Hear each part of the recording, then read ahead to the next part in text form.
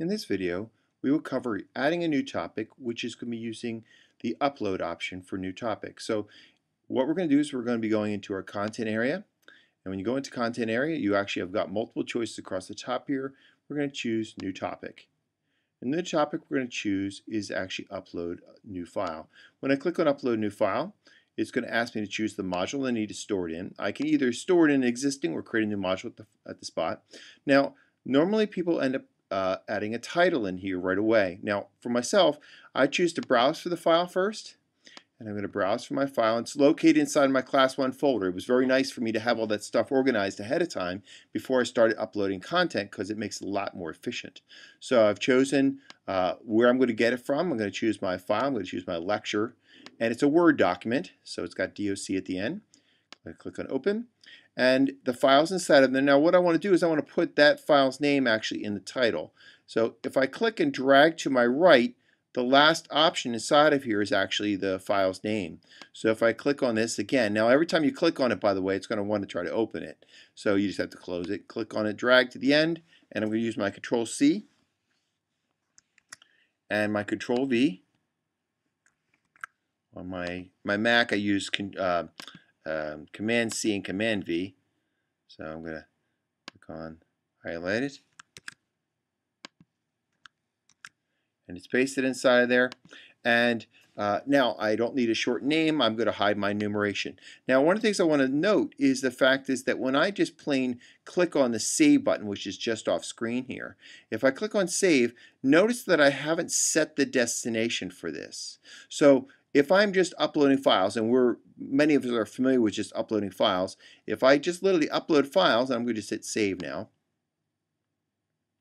If I look at its location, and I just got it successfully saved, if I just look at its location inside of Manage Files, which basically is a place where all files are stored, it's actually located outside of my week 1 folder. So if I was to go and do this with all my files, or to not have things organized into folders, it basically would be a haphazard mess of all of my files. So what would be valuable is actually to have things organized. So let's see what this looks like from a student's perspective. So we're looking at this from an instructor's perspective.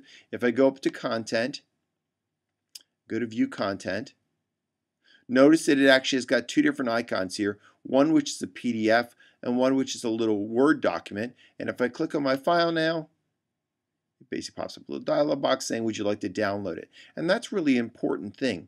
When you go and click on any file that is a Word document or PDF document or a PowerPoint document, those generally don't display in a browser. They actually are required to download.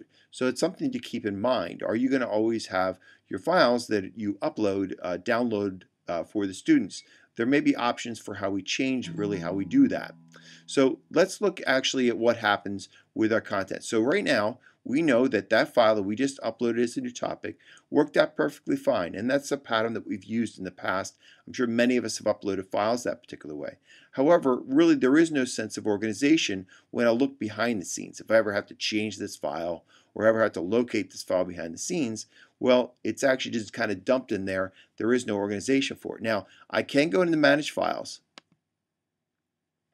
and actually put this inside of my week 1 folder. To do that, I literally click on the edge with a little drop down arrow, and I'm just going to copy it, go inside of week 1, and I'm going to end up pasting it.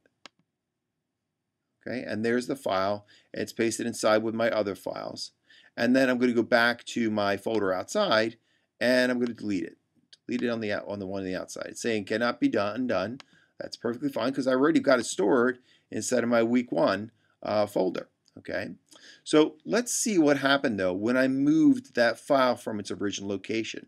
If I go back to content now, notice that the icon has even changed and now is a PDF file. Well, D2L, if it can't recognize a file, it assigns it a name, and it assigns it a file name or a file type, which is actually a PDF. Because it's a file type I don't know what to do with. So what we're going to do at this point is let's see what happens when we view this from a student's perspective. So I'm going to click on View Content.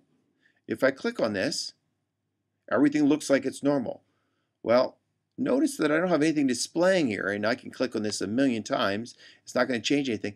It's a blank screen. Well, the reason why it's a blank screen, and some of you may have seen this in the past or had your students talk to you about, when I click on the content, it's not there. Nothing happens. Well, the reason why nothing happens is the file behind the scenes is not where D2L expects it to be. It created a path to that file, and it's no longer there. So what you can do is actually click on the pencil, and if you'll notice, actually, the content, it doesn't show any file behind the scenes. Well, the reason why is because there isn't a file behind the scenes as to where it looks like, where it's looking for it. So what we need to do is we need to browse and week 1 and then basically identify the file. So if I click on that lecture, select, you'll notice that it put a long path name in to where it is, including it's inside the week 1 folder. If I save this, and the save button is just off screen down here, if I save this, and I'm going to hit cancel because it said, well, do you want me to test this right away? Notice that the path name says week 1 folder and then the name of the file. I'm going to save this again, and then it says, you know, since you're linking to something, I can open it. And I'm going to close down this dialog box. If I now go into content and go to my view content and click on this,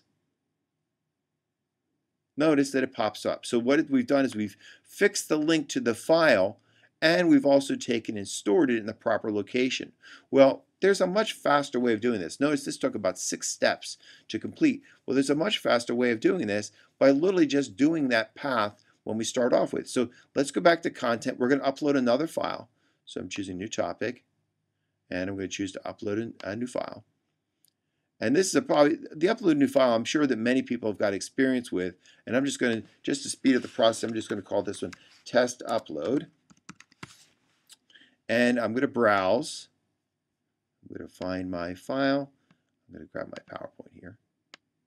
Actually, I need to grab my syllabus in this one. Grab my syllabus.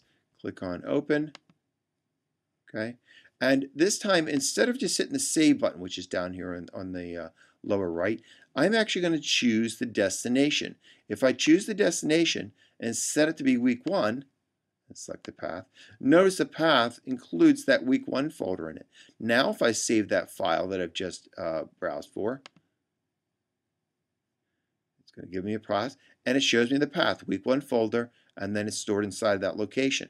If I go inside of my managed files, you'll notice that don't have files all over the place outside, but if I go inside my week 1 folder, there are all my files. And if I go to content and look, view, and there are my files. So there's my test upload file. If I click on it, it's going to upload the file. So it basically, what we've done is we've taken, and when we uploaded a file, we set its location. So just a quick repeat, we're going to go to new topic. So this is upload file, new topic, upload file. This is all pretty straightforward. I'm sure many of you have done this over and over again. And remember, I usually browse for the file first and then put the name in, but you can choose either way. So if we put in there just name of file, and then we can browse for it. And I'll choose my PowerPoint, which is already in there, and open. And then instead of just clicking on save down here, do that one additional step and choose the destination and set it to be the folder that's associated with that particular weeks of content. So you might be week 1, week 2, week 3, or module 1, module 2, module 3. If we do that, then basically we are going to be organizing our materials in a much more straightforward fashion. So that's where I'm basically going to end it. In our next video, we're going to talk about basically uploading files, not uploading files, but creating a new file online. If you'll notice, every time we upload a file, every time we click on it, we have to download that file. Well, if we just create a new file, we can actually enter that content directly online. So the students don't have to download the file. See you in the next video.